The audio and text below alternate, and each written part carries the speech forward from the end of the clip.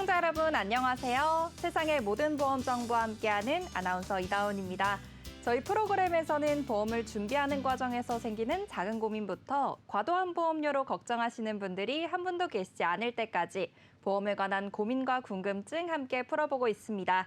또한 본 프로그램은 카카오TV와 네이버TV, 유튜브를 통해서 시청 가능하고요. 유튜브 검색창에 NBNTV 검색하시면 실시간 방송으로도 참여하실 수 있습니다.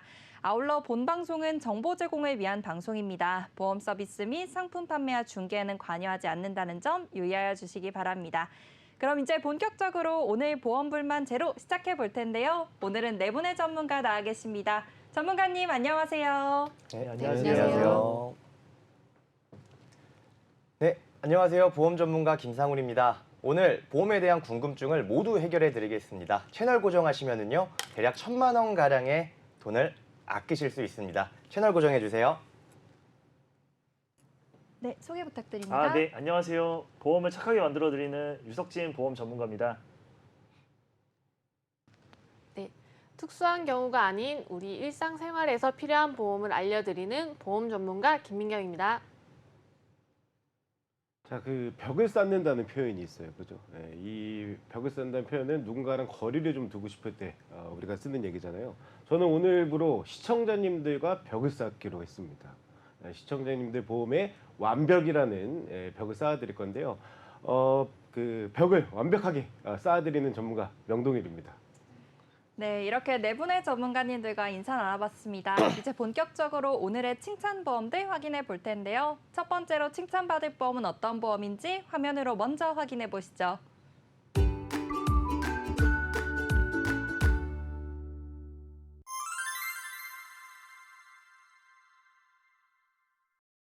오늘 첫 번째로 보장 분석의 필요성에 대해서 이야기 나눠보겠습니다. 첫 번째 칭찬보험에 대해서는 김상훈 전문가님께서 내용 준비해 주셨는데요. 전문가님 오늘 어떤 내용일까요?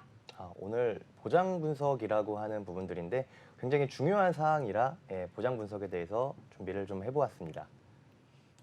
네, 좋습니다. 보장 분석에 대해서 이야기 나눠볼 텐데요. 보장 분석이라는 게 어떤 건지 그리고 왜 필요한지에서 이야기 나눠보겠습니다. 근데 이 보험 같은 경우에는 사실 개인적으로 가입을 하는 게 아니고 설계사분들께서 설명을 해주시고 설계를 해주시잖아요. 그런데 보장 분석이 꼭 필요할까요? 예, 보장 분석이라고 하는 부분들을 원론적으로 말씀을 좀 드리면은요, 내가 가입한 보험의 증권의 약관을 확인하는 건데요. 내가 살아가다 보면 어떻게 다칠지, 어떻게 아플지 모르잖아요. 여기에서의 포인트는요, 내가 가입을 잘했다, 못했다, 보장이 넓고 적고 이런 부분들을 떠나서 내가 정말 어떻게 아프건 어떻게 다쳤던 건 간에 꼼꼼하게 보장을 받을 수 있는지 없는지가 가장 중요한 사항이라고 보시면 되는데요. 네, 좋습니다. 그렇다면은 이 보장 분석에 대해서 자세히 알아볼 텐데요. 보장 분석이 필요한 이유에 대해서도 확인해 보겠습니다. 첫 번째로 필요한 이유는 뭐 때문일까요? 네, 보장 분석이라고 하는 부분들을 보게 되시면요. 보통 설계사를 통해서 많이들 가입을 합니다. 설계사를 통해서 가입을 하는데 보통 뭐 주변 지인이라든지 혹은 가족 혹은 뭐 친척분들 통해서 가입을 하게 되는데요. 보험을 가입한다라고 했을 때는 내가 뭐 어떤 특약을 구성해서 가입을 하겠다가 아니라 그냥 뭐 보험일을 시작을 했으니까 내가 도와주겠다라고 해서 가입하시는 분들이 굉장히 많습니다. 예, 그렇게 하다 보면 이제 정말 보장을 잘 받으면 다행인데 그렇지 못한 경우들도 굉장히 많이 있거든요. 근데 그런 경우에는 정말 억울한 부분들이 많이 생기잖아요. 그런 부분들을 억울하지 않게 하기 위해서는 보장 분석이 굉장히 중요하다라고 생각을 합니다. 네, 첫 번째 이유로 설계사의 전문성에 대해서 말씀해 주셨습니다. 그럼 금액적인 부분도 확인해 볼게요. 네. 우리가 부담을 해야 하는 금액적인 부분이 사실 몇 달이 아니라 몇 년씩, 몇십 년씩 우리가 납입을 해야 되니까 이 금액적인 부분에 대해서 확인해 봐야 할 것 같은데요.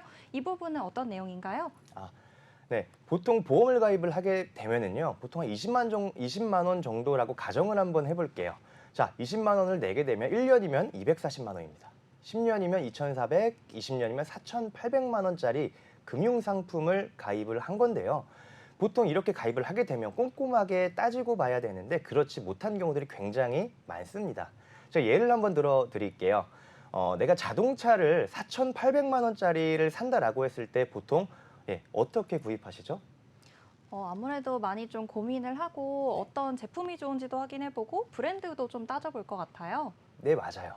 보통 자동차를 구입한다라고 했을 때는요, 그때만큼은 자동차 전문가가 됩니다. 뭐 유튜브도 많이 보실 거고요. 그다음 시승도 하러 가실 거고 어떤 옵션들이 있는지 찾아보고 그렇게 해서 신중하게 결정을 해서 구매를 하는데요. 보험 같은 경우는 내가 4,800만 원짜리 금융상품을 가입을 했는데도 불구하고 그냥 알아서 잘 해주겠거니 하고 가입하시는 분들이 굉장히 많습니다.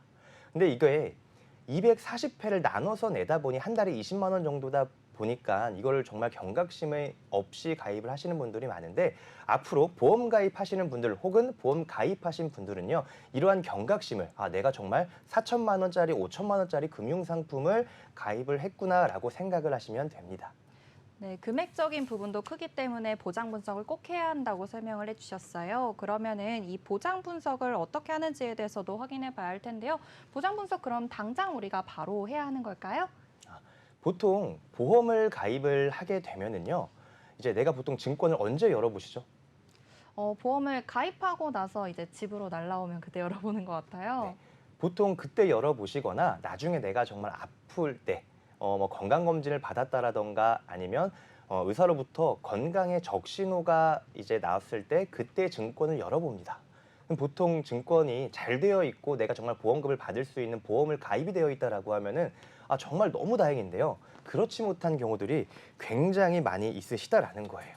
네, 좋습니다. 그럼 보장 분석의 중요성에 대해서 여러 번 말씀을 해주셨는데요. 보장 분석을 받을 때 우리가 어떠한 기준점으로 이 보장 분석을 받아야 할지 확인해 봐야 할 것 같아요. 보장 분석을 받을 때 주의해야 할 점이나 아니면 가져가야 할 기준점이 있을까요? 보통 기준점이라고 말씀을 드리면은요, 보험은 사실 코에 걸면 코걸이, 귀에 걸면 귀걸이입니다. 누가 어떻게 말하느냐에 따라 많이 달라지는데요. 오늘 그 흔들리지 않을 수 있는 기준점 2가지 말씀드리겠습니다. 자, 첫 번째는요, 보장에 대한 범위입니다. 이 범위가 협소한 게 좋을까요? 아니면 넓은 게 좋을까요? 아무래도 넓어야지 좀 보장이 잘 되지 않을까요? 네, 맞습니다. 보장 범위가 넓은 걸 가입을 해 놓으셔야 내가 살아가면서 어떻게 아프고 어떻게 다칠지는 아무도 모르잖아요. 그래서 보장 범위를 가장 넓은 쪽으로 선택하셔서 가입을 하셔야 되는 게 내가 어떻게 아프던 어떻게 다쳤던 건 간에 꼼꼼하게 보장을 받으실 수가 있는 부분들이 될 수가 있고요. 두 번째는 내가 납입할 수 있는 이제 납입 방식입니다. 이제 2가지가 있는데요. 제가 첫 번째로는 이제 갱신형 보험이 있고요. 두 번째로는 비갱신형 보험이 있는데 제가 비갱신형 보험부터 말씀을 좀 드릴게요. 자, 일단 비갱신 보험의 장점은요. 내가 가입한 시점부터 20년 동안만 딱 내면 됩니다. 보험료도 내가 가입한 시점에서 더 이상 오르지가 않아요. 그리고 이제 20년 동안만 내시면 90세, 100세까지 보장을 받는 게 이제 비갱신 보험의 가장 큰 장점이라고 보여지고요. 또 비갱신 보험의 단점은요, 갱신형 보험보다 약 2배 정도 보험료가 비싸다라고 하는 부분들이 있고요. 그다음 또 갱신형 보험 같은 경우에 대한 장점은요, 당연히 비갱신형 보험보다 2배 이상 저렴합니다. 근데 이제 갱신형 보험의 단점은요, 내가 이제 납입을 지금부터 하게 되면 내가 보장받을 때까지 보험료를 납입하셔야 돼요. 내가 지금 예를 들어서 30살이라고 한번 가정을 한번 해볼게요. 보통 내가 보장받는 기한을 90세 혹은 100세거든요. 제가 100세라고 가정을 했을 때 대략 지금부터 70년 동안 보험료를 납입을 하셔야 되는 부분들인데요. 근데 또 거기에서 일정한 주기로 보험료가 오릅니다. 5년이면 5년, 10년이면 10년, 20년이면 20년마다 보험료가 계속 올라가게 되면은요, 나중에는 배보다 배꼽이 더 커지는 보험료가 계속 올라가는 그런 상황이 놓여질 수밖에 없다라는 거예요. 그래서 아마 실손의료비 보험 가입 많이 하고 계실 거예요. 실손의료비 보험 계속 보험료 올라가시죠? 그런 보험이라고 생각을 하시면 되시는데, 그래서 이제 뭐 갱신형 보험이 좋다, 비갱신형 보험이 좋다 이런 부분들을 말씀드리는 게 아니라 사람에 따라서 내가 가입한 그런 부분들에 따라서 혹은 가족력 혹은 아니면은 이제 나의 상황에 고려해서 보험료를 뭐 갱신형 보험이든 이제 비갱신형 보험이든 같이 믹스해서 가입 설계하시는 게 가장 좋은 선택이 되실 겁니다. 네, 좋습니다. 기준점 두 가지에 대해서 설명해 주셨어요. 이 보장 범위에 대해서 먼저 말씀해 주셨고요. 그리고 갱신형과 비갱신형처럼 납입 방법에 대해서도 설명해 주셨습니다. 이 설계사분들께 보장 분석을 받을 때 기준점 두 가지를 설명해 주신 건데요. 그러면은 어떤 상황에서도 나를 지켜줄 수 있는 보험, 이런 완벽한 보험이 있을지에 대해서 이야기 나눠봐야 할 것 같습니다. 이런 보험이 따로 있을까요? 네, 완벽한 보험 있죠. 당연히 있습니다. 네, 완벽한 보험을 근데 가입을 하게 되시면 우리 아나운서분께서는 완벽한 보험, 보험료가 저렴할까요? 비쌀까요? 아무래도 비싸지 않을까 싶어요. 그러면은 뭐 한 달에 몇십만 원, 최소 몇백만 원씩도 나갈 수 있겠다는 생각이 드네요. 네, 맞습니다. 완벽한 보험은 있는데 완벽한 보험을 정말 많이들 이렇게 해서 가입하시는 분들은 많이 없습니다. 왜냐하면 보험료에 대한 부담이 굉장히 커요. 근데 저도 이제 필드에서 한 10년 넘게 일을 하다 보니까 납입할 수 있는 뭐 한도라 그래야 되나요? 예, 그런 부분들이 정해져 있더라고요. 근데 그 한도 내에서 내가 얼만큼 뺄 건 빼고 정말 내가 가입을 해야 될 부분, 뭐 가장 중요한 부분들을 선택해서 가입을 하시는 게 가장 현명한 선택이 되실 것 같습니다. 네, 그렇다면 이런 완벽한 보험에 대해서는 우리가 금액적인 한도를 정해놔야 하기 때문에 어려울 수 있다고 설명을 해주셨는데요. 그렇다면 반대로 꼭 가입하면 안 되는 보험이 있을까요? 네, 가입하면 안 되는 보험. 사실 이거 시청자분들께서는 셀프 체크를 한번 해보시면 좋은데요. 자, 이게 바로 CI 보험입니다. 어디 보험회사에서는 이걸 CI 보험이라고 그러고요. 어느 보험회사에서 이걸 리빙케어 보험이라고 합니다. 근데 이게 처음에 딱 출시하자마자 사망보험금이 선지급이 되고 또 사망보장이 되기 때문에 굉장히 인기가 많았습니다. 굉장히 인기가 많았는데 이 보험의 치명적인 단점이 하나 있습니다. 자, 여기 옆에 그림을 한번 보게 되시면은요. 앞에 어떤 게 붙어 있죠? 보통 중대한 뇌졸중, 중대한 급성 심근경색, 중대한 암, 이렇게 또 중대한이라고 하는 말이 들어가 있잖아요. 근데 이 중대한이라고 하는 말이 굉장히 보험금을 지급을 안 해주는 그런 부분들이라고 보시면 되시는데, 자, 한번 보실게요. 자, 보통 중대한이라고 하는 부분들을 보게 되시면 영구적으로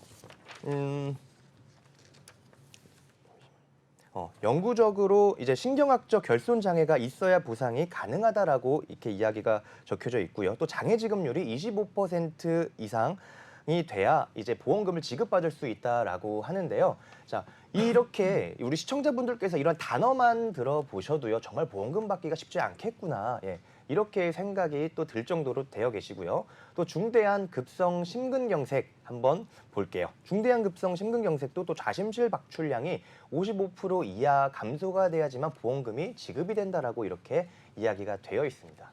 자, 중대한 암을 한번 좀 살펴볼게요.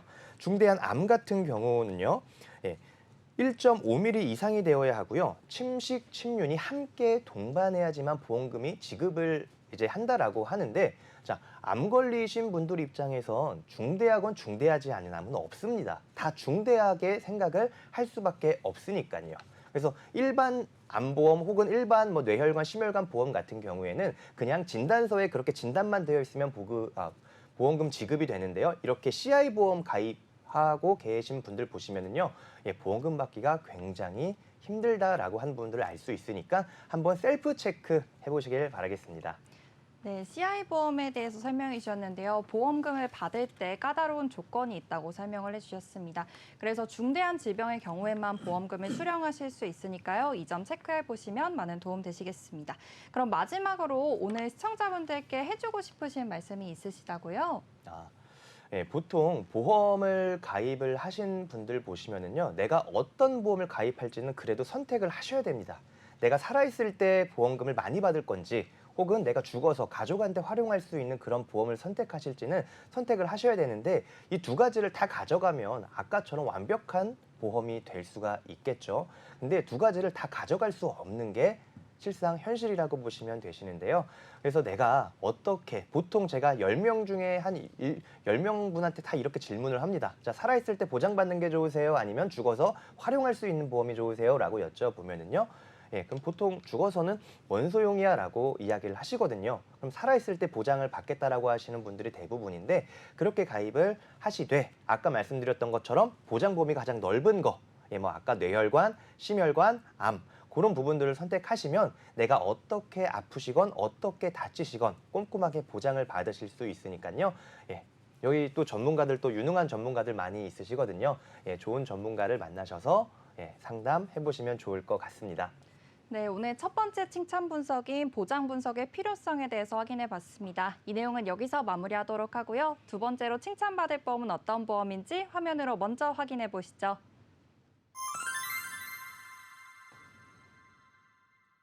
네, 오늘의 두 번째 칭찬 보험입니다. 재가급여 보험, 시설급여 보험에 대해서 확인해 볼 텐데요. 이 내용에 대해선 유석진 전문가님께서 내용 준비해 주셨습니다.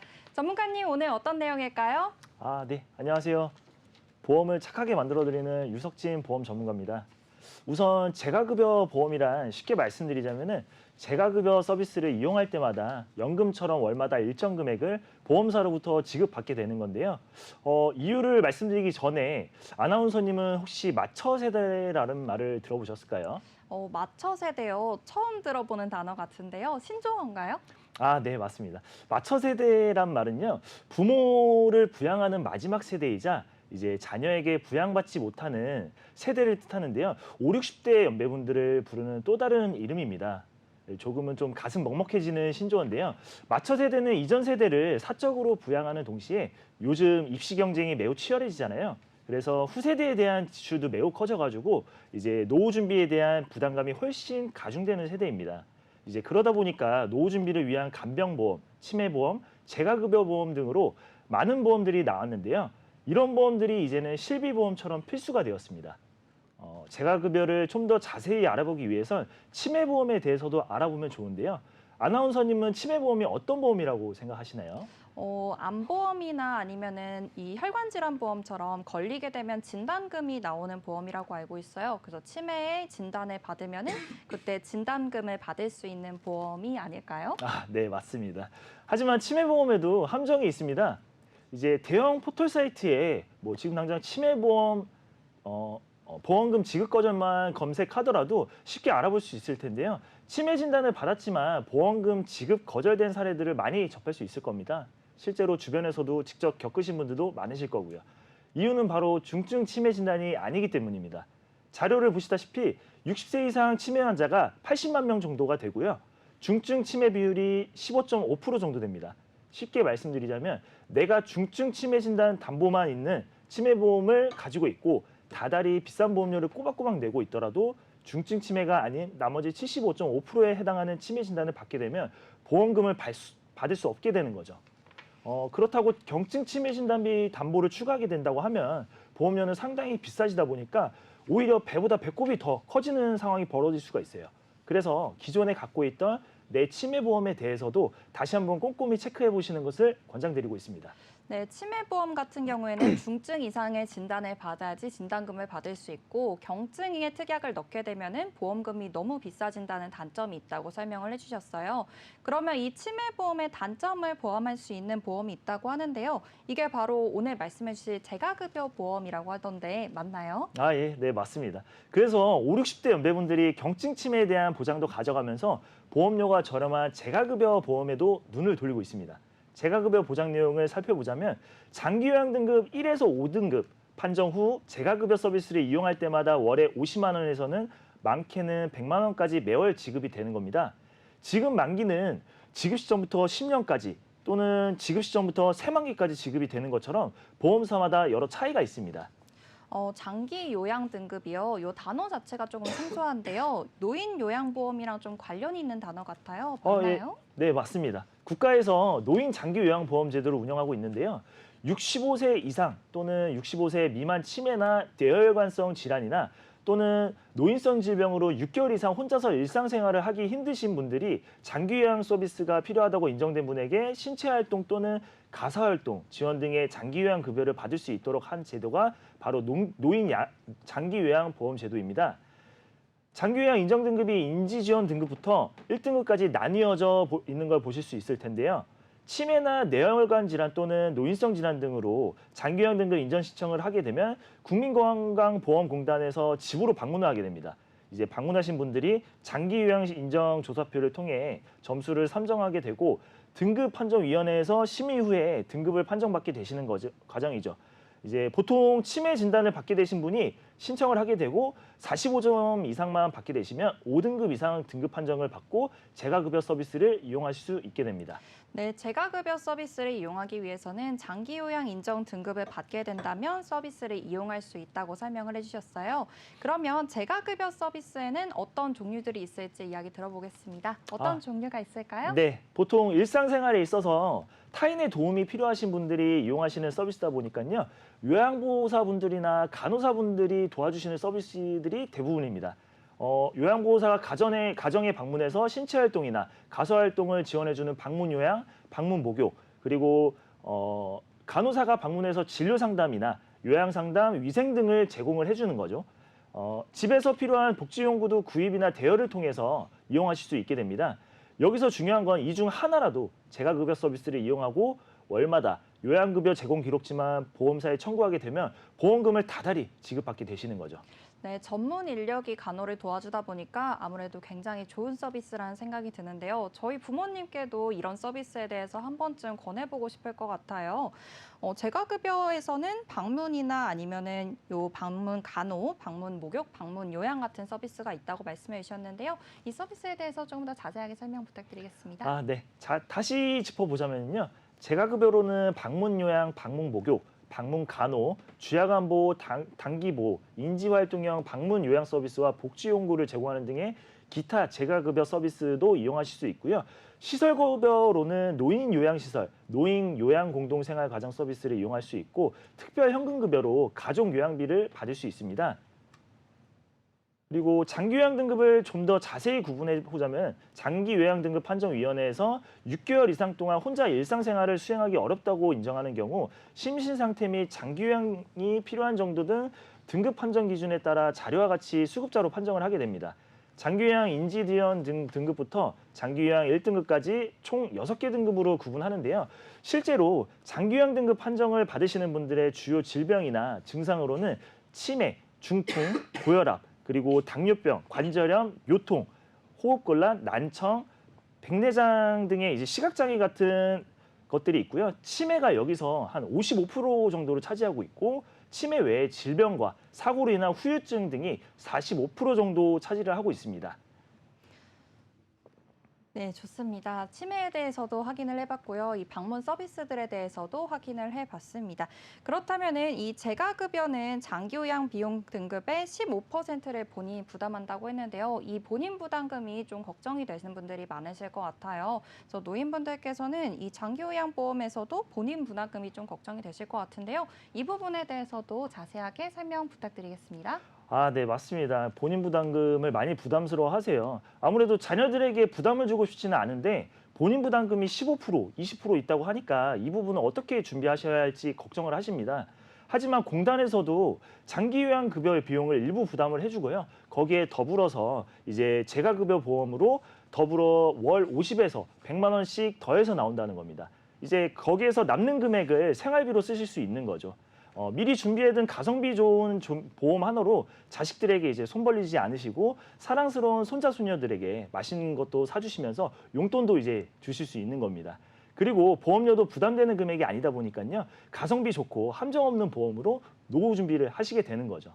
네, 그럼 마지막으로 오늘 내용에 대해서 정리를 한번 해봐야 할 것 같은데요. 제가 시설보험에 대해서 마지막으로 정리 부탁드리겠습니다. 네. 정리해서 말씀드리자면은 재가시설급여보험은 장기요양 등급 판정 후에 재가급여나 시설급여를 이용하시게 되면 받으시는 서비스라고 보시면 되는데요.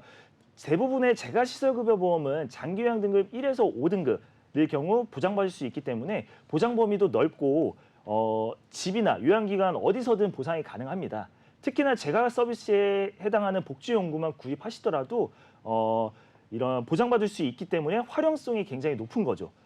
가입 금액을 매월 1회 보장하는 상품과 연간 한도로 보장하는 상품 중 선택할 수가 있고 보험사마다 가입 금액에 따라 이제 차등이 있지만 매월 최대 100만 원까지 보장하는 상품까지 나와 있습니다. 보험사에 따라 인지 지원 등급에 따라 보장하는 경우도 있고 그리고 상품에 따라 장기요양 등급 인정 시 보험료를 납입 면제해주는 기능도 있으니까요. 잘 알아보시고 활용하시면 좋습니다. 지금 보시는 자료에 의하면 장기요양 등급 5등급이실 경우 월 112만 원가량 재가급여를 받을 수 있고 하루에 이제 4시간씩 월 20회 정도 제가 서비스를 이용하신다면 본인 부담금이 20만 원 정도 볼 수 있는데요. 치매보험 가입하실 때 재가시설급여 특약을 함께 가입하시면 매월 보장받으시는 보험금으로 본인 부담금 걱정 없이 보다 여유롭게 장기 요양 서비스를 이용하실 수 있습니다. 아무래도 이제 개인적으로 맞춰 세대라는 말이 나올 정도로 저희 아버님, 어머님 연배분들이 다른 세대보다 상대적으로 무거운 짐을 지고 계시잖아요. 제가 착한 보험 하나로 그 무거운 짐을 조금이라도 덜어드리겠습니다. 네, 감사합니다. 네, 재가급여, 시설급여 보험에 대해서 확인해봤습니다. 두 번째 칭찬보험은 여기서 마무리하도록 하고요. 다음으로 칭찬받을 보험은 어떤 보험인지 화면으로 먼저 확인해 보시죠.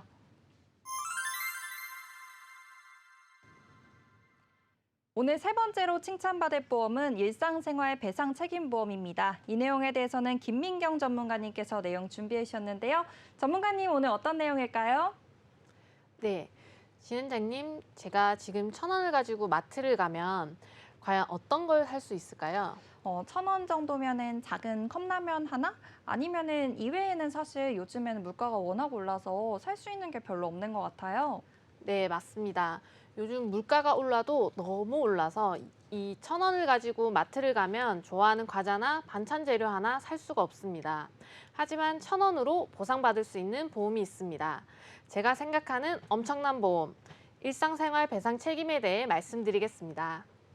네, 일상생활 배상 책임에 대해서 오늘 말씀 주신다고 했는데요. 자세한 내용도 들어보겠습니다. 일상배상 책임이라는 게 정확히 어떤 뜻인가요?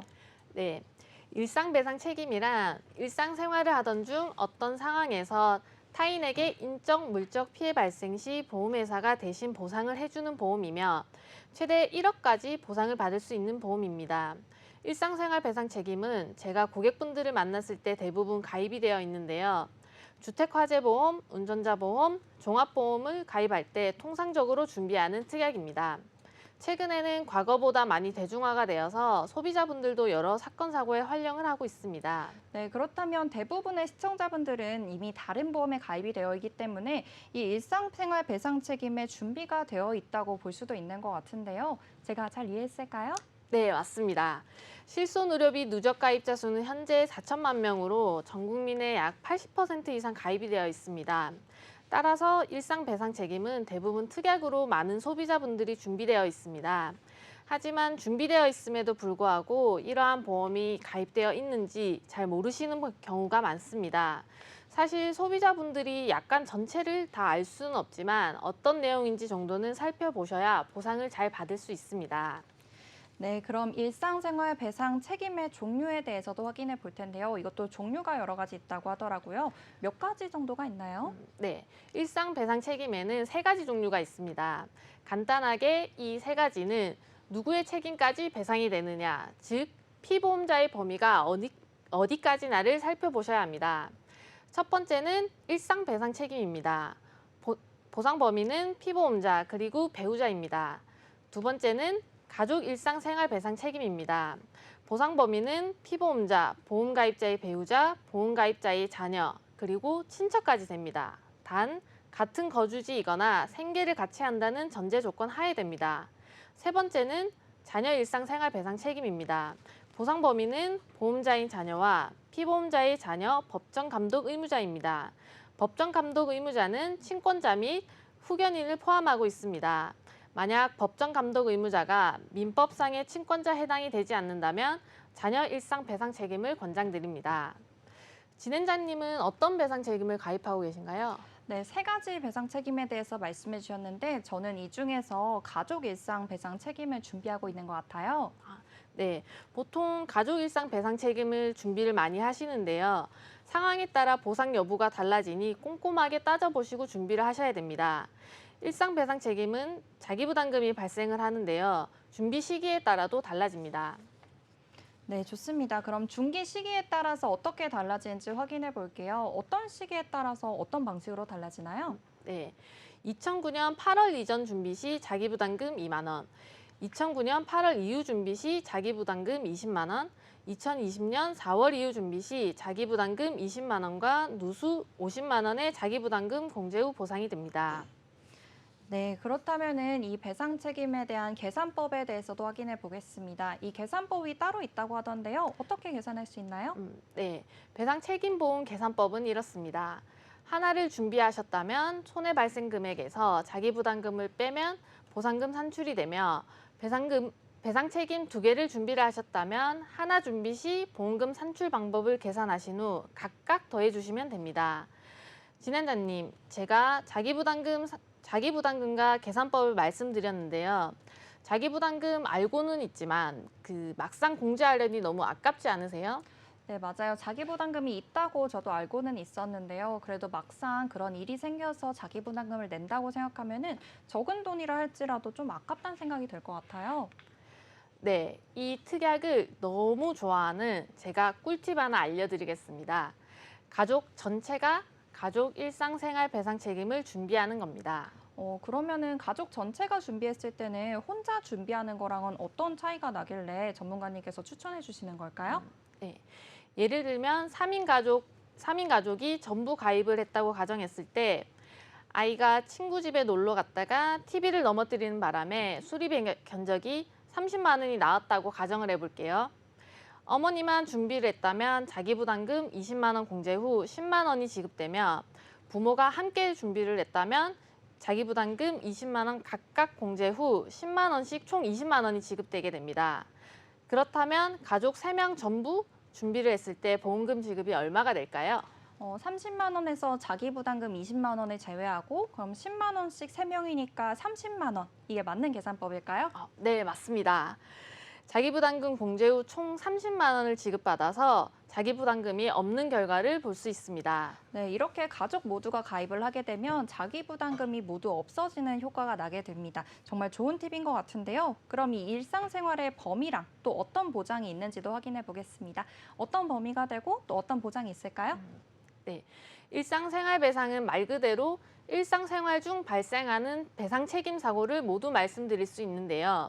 너무 범위가 넓고 사례도 각각 너무 다양하기 때문에 보상 사례 비중 높은 3가지 먼저 말씀드리겠습니다. 첫 번째는 누수입니다. 제가 상담 시 질문을 드렸을 때 일상 배상 책임이라는 이름은 모르지만 아랫집 누수가 발생했을 때 내가 배상해 주는 거라고 할 만큼 대표적인 보상 사례로 누수를 꼽을 수 있습니다. 우리 집으로 인하여 아랫집 천장에 누수가 됐을 때 보상이 가능하며 각종 급배수 설비, 오염 손해가 발생했을 때도 가능합니다. 두 번째는 운전입니다. 누수뿐만 아니라 대표적으로 꼽자면 접촉 사고가 있습니다. 이중 주차된 차를 밀다가 문콕 사고가 났을 때 많은 분들께서 자동차니까 자동차 보상으로 합의를 보려고 하지만 운전 중 일어난 사고가 아니기 때문에 이럴 때는 일상 배상 책임 보험으로 처리가 가능합니다. 세 번째는 자녀입니다.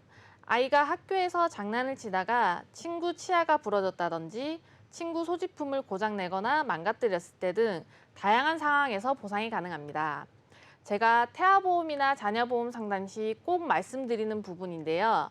가족 모두가 가족 일상생활 배상으로 준비하는 것을 추천드립니다. 네, 우선 배상 책임의 이 보장 범위부터 확인을 해봤습니다. 누수, 운전, 그리고 자녀에 대해서 말씀해 주셨는데요.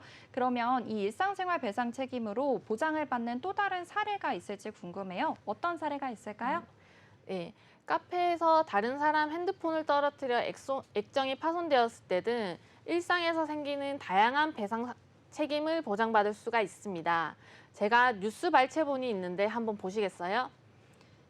네, 발췌본에 확인해 보면은 초등생이 5억의 슈퍼카를 훼손했다는 뉴스 내용이 보입니다. 굉장히 속상한 내용인데요. 이 내용에 대해서도 우리가 보상을 받을 수 있는 건가요? 네, 몇 년 전 초등학생이 주차된 고급 외제차에 장난을 쳐서 훼손이 된 부분인데요. 정말 큰 이슈가 되었었죠. 네, 맞습니다. 정말 큰 이슈가 되었었고 저도 이 내용을 확인했던 적이 있는 것 같아요. 이 차의 주인분들도 굉장히 힘들었을 것 같고 또 학생의 부모님께서도 많이 속상하고 답답하셨을 것 같은데요. 이 경우에도 이 보험으로 처리가 가능한가요? 네, 해당 사례에도 일상생활 배상 책임이 보상이 가능합니다. 만약 가족 모두가 일상 배상 책임을 준비를 했다고 하시면 마음이 좀 놓이지 않으셨을까 싶습니다. 보상이 1억 원 한도이기 때문에 가족 4명이 총 4명이 준비를 하셨으면 총 4억 원 한도로 준비가 가능했겠죠? 네, 좋습니다. 전문가님이 일상생활 배상 책임 보험에 대해서 보장 사례를 말씀해 주셨는데요. 그럼 반대로 보장이 되지 않는 경우도 있을 것 같아요. 어떤 경우에 보장이 되지 않을까요?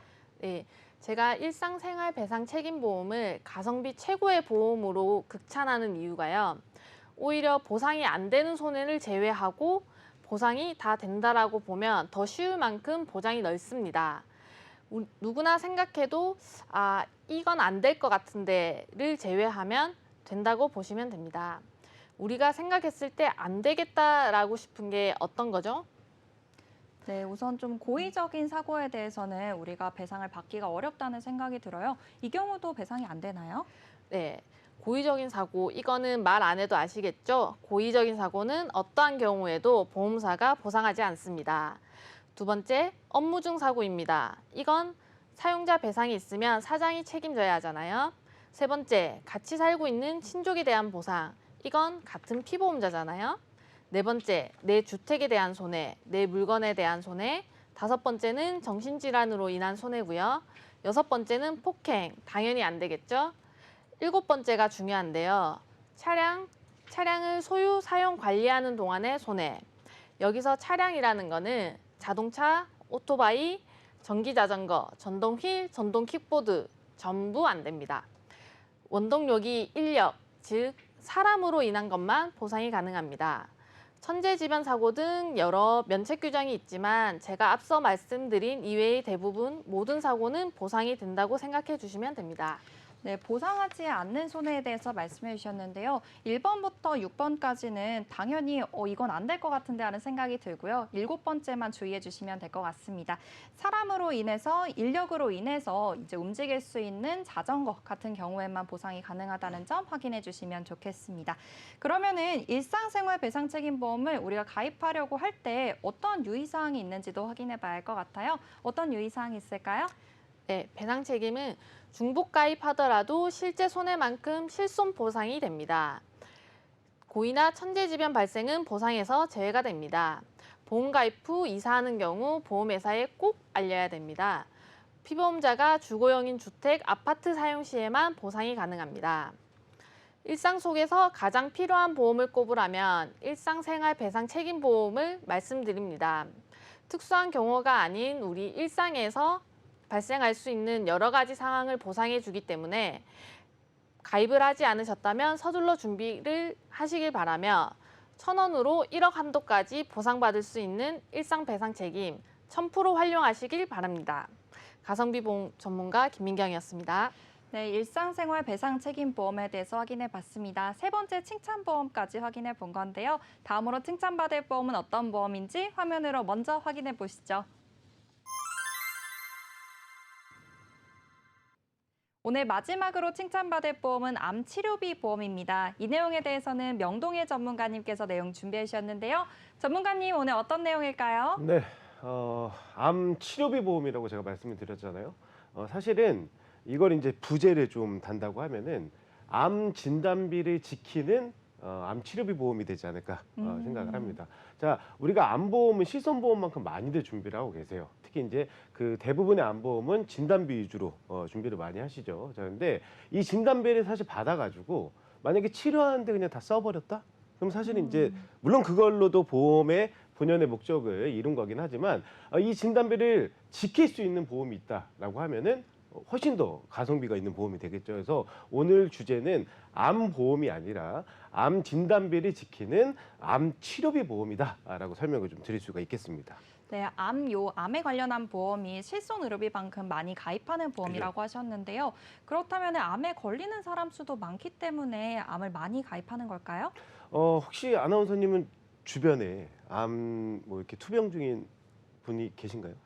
아무래도 제 또래에는 없는데요. 그쵸. 근데 부모님, 친구분들이나 그죠. 지인분들은 좀 있으세요? 맞습니다. 저도 저희 가족 중에 이제 그 어르신 한 2분 정도가 암으로 진단받으시고 투병을 하시다가 돌아가셨거든요. 그래서 사실은 그 요즘에는 굉장히 좀 흔해진 것 같아요. 그래서 요걸 이제 좀 수치화돼서 보시게 되면은 대개 이제 남성분들 같은 경우는 5명 중에 2명 정도가 발병을 하고요. 여성분들 같은 경우는 3명 중에 1명이 암 진단을 받는다고 합니다. 자, 그러면 우리 지금 스튜디오에 5분 계시잖아요. 네. 예, 나는 아니겠지라고 항상 생각을 하고 좋은 마음으로 생활을 해야 되겠지만은 어찌됐든 발병률이 굉장히 높은 질환 중에 하나다라고 말씀을 드릴 수가 있겠습니다. 네, 좋습니다. 이 자료를 확인해 보면은 최소 30%가 넘고 40% 가깝게 걸릴 수 있는 확률에 대해서 말씀을 해주셨는데요. 그리고 이 확률이 계속해서 올라간다는 얘기도 있어요. 이 부분에 대해서도 설명 부탁드립니다. 우리가 이제 사실은 예전에는 뭐 어르신들이 제일 많이 말씀하셨던 게 무병장수하는 게 이제 가장 인생의 목표이시고 그랬었지만은 아쉽게도 지금 이제 그 생존율이 굉장히 길어졌기 때문에 사실 안 아프고 마지막까지 내가 생을 마감할 수 있다는 거는 굉장히 좀 이제는 어려운 시대가 되지 않았나 생각을 해요. 그래서 유병장수 시대란 말로 요즘은 이제 많이 키워드가 바뀌었거든요. 그래서 사실 이제 보시면은 당연히 우리 평균 수명이 늘어났고 그리고 평균 수명이 늘어나면은 그만큼 이제 노화가 진행이 된다는 거기 때문에 연령대별로 사실 이 발병률이 굉장히 높아지는 그 상황이 발생을 하고 있습니다. 거기에 이 암이 사실 우리가 가장 많이 그 보험으로 준비를 하시고 걱정을 하시는 이유는 발병률도 있지만 사망률 질환 중에 사망률이 또 1위이기 때문에 이 암을 굉장히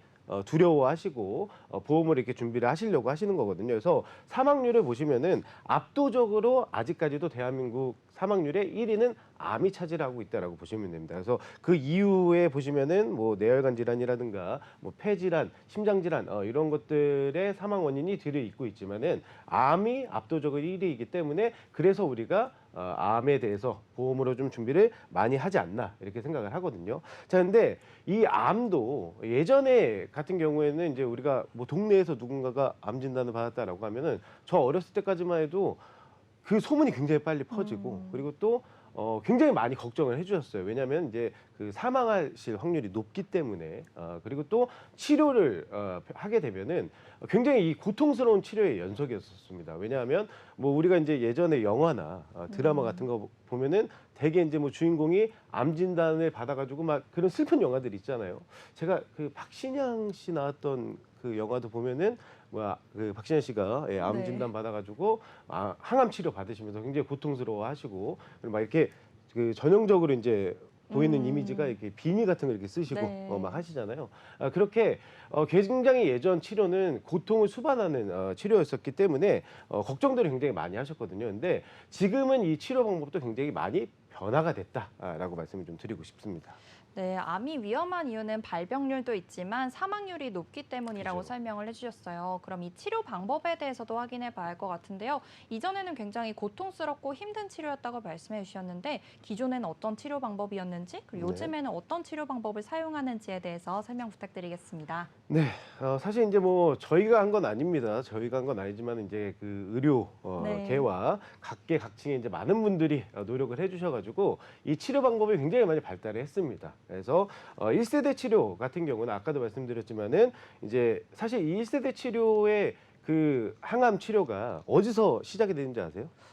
글쎄요, 그건 모르겠는데요. 이게 이제 살상용으로 아. 전쟁 때 그 상대방을 살상하기 위해서 개발이 돼서 그 발전이 된 게 항암 치료거든요. 그래서 일단은 첫 번째는 정상 세포까지 다 파괴를 하기 때문에 부작용이 굉장히 심하고 고통이 굉장히 심했다. 근데 이제 비용은 산정특례 제도가 적용이 되기 때문에 굉장히 좀 저렴한 게 이용을 할 수 있다. 이게 이제 1세대 치료법이라고 보시면 되고요.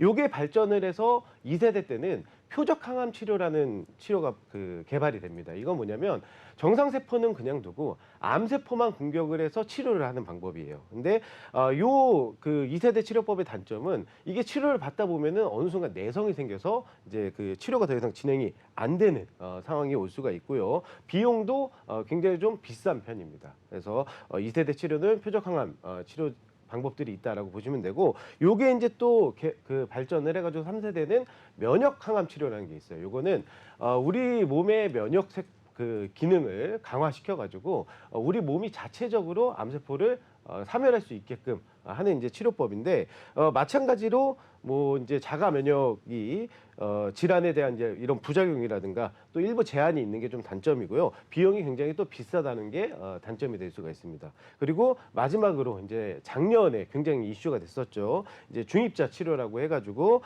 이제 그 이제막 치료법을 개발이 그 이제 적용이 되는 치료법인데 사실은 굉장히 효과는 좋다고 합니다. 근데 아직까지는 일부 암에 대해서만 적용이 가능하고 그리고 또 그 비용이 굉장히 비싸다라고 보시면 될 것 같습니다. 그래서 이렇게 이제 치료법이 있고 그리고 또 여기서 우리가 대표적인 치료법이 이제 암 수술이잖아요. 근데 사실 예전에 암 수술은 대부분 다 개복을 해가지고 직접 절제를 하는 수술이었기 때문에 회복 기간이 굉장히 오래 걸린다는 단점이 있었어요. 근데 요즘 암 수술은 이제 다빈치 로봇 수술이라고 해가지고 최소 부위만 절제를 해서 암 그 세포를 제거한 다음에 회복 기간이 굉장히 빨라지는 이런 수법도 개발이 됐다라고 말씀을 드릴 수가 있겠습니다.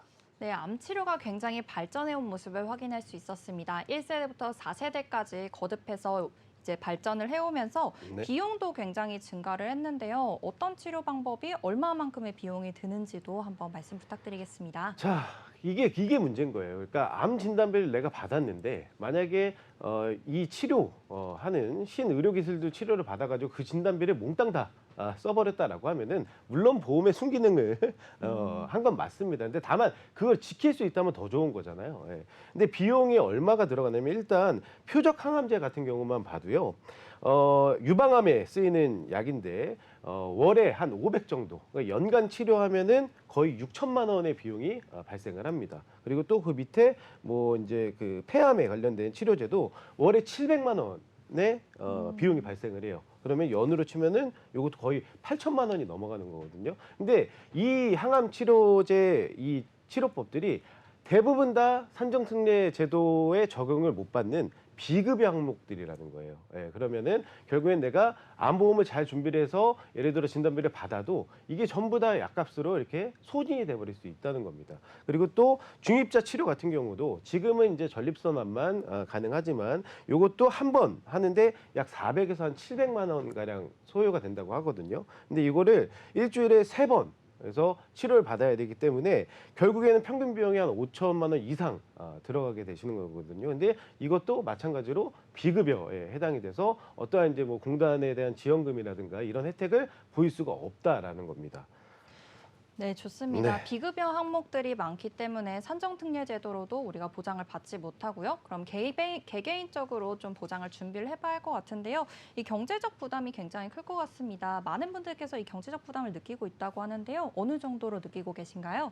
대부분 이제 당연히 사람은 1세대 그 항암 치료로 고통을 수반하는 부작용이 있는 치료법보다는 당연히 부작용이 적은 치료법을 받고 싶어 하시잖아요. 근데 이게 비용이 굉장히 비싸다 보니까 중간에 한 80% 이상이 치료를 중단을 고민을 하고 있다고 해요. 그래서 이 암 치료비 특약이라는 보험이 나왔습니다. 지금 시간이 없어가지고요. 제가 결론부터 말씀드리면 지금 제가 말씀드리는 이 2세대 이후에 뭐 표적 항암이라든가 아니면은 뭐 그 중입자 치료라든가 이런 이제 그 치료법들, 방사선 세기조절 치료라든가 이런 것들이 다 보장을 받을 수 있는 보험이 새로 이제 또 그 출시가 되었거든요. 그래서 요 보험을 준비를 하시게 되면은 진단비는 온전히 남기실 수가 있어요. 그러면 예를 들어서 이제 그 진단비를 내가 혹시라도 경제 활동을 못 하게 돼 가지고 일을 당장 할 수 없는 상황이다라고 하면은 그런 부분에 이제 또 활용을 하실 수가 있게끔 하실 수 있거든요. 그래서 보험도 계속적으로 발전을 해 나갑니다. 그러니까 아까 의료 기술은 뭐 의사든 그분들이 열심히 노력해서 발전을 시켰지만 보험은 또 저희 전문가들이 굉장히 열심히 노력해서 발전을 시키고 있기 때문에 이런 보험들을 준비를 해두시면은 훨씬 더 암에 대해서 우리가 그 보장을 준비할 수 있지 않을까라고 생각을 합니다. 네, 오늘 4가지 보험에 대해서 확인을 해봤습니다. 오늘 저희가 준비한 소식은 여기까지입니다. 저희 프로그램은 카카오TV와 네이버TV, 유튜브를 통해서 시청 가능하고요. 유튜브 검색창에 NBNTV 검색하시면 실시간 방송으로도 참여하실 수 있습니다. 아울러 본 방송은 정보 제공을 위한 방송입니다. 보험 서비스 및 상품 판매와 중개에는 관여하지 않습니다. 이 점 유의하여 주시기 바랍니다. 그럼 저희는 다음 이 시간에 다시 찾아뵙겠습니다. 지금까지 시청해주신 여러분 모두 고맙습니다. 고생하셨습니다.